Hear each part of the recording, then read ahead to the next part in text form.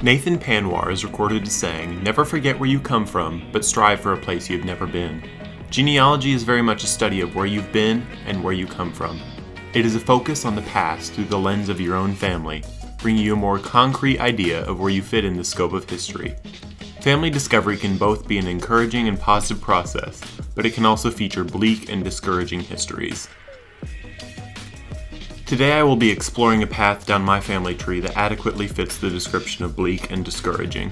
This is a story that takes place in Clyde, Texas, just 15 miles from Abilene, featuring my great-great-grandfather, John Sherman Presley.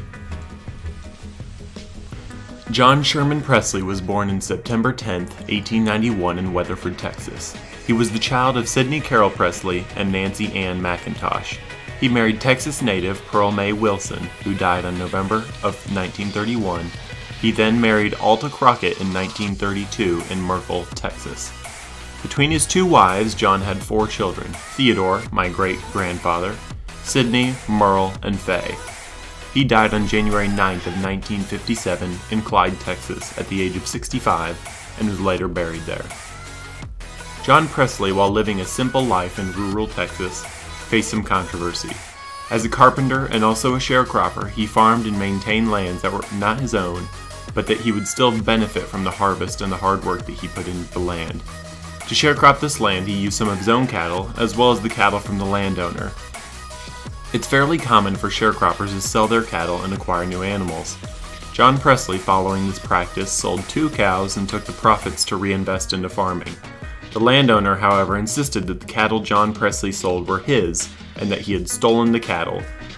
While it never became clear as to whose cattle it was that were sold, my ancestor spent 2 years in prison for this conviction. While the cattle conviction was an unfortunate occurrence for the Presley family, that tragedy would pale in comparison to what was to come. In Clyde, there was a young man who was reported to be addicted to firearms.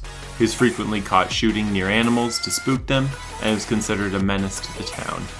One evening, when he was shooting at John Presley's animals, he came out and yelled at the 15-year-old and told him to stay away from their property. A few days later, John Presley was found dying near the rear of the porch of his home, in Clyde. He would die just a few hours later, at around 12:30. The autopsy revealed a .22 caliber bullet in his chest.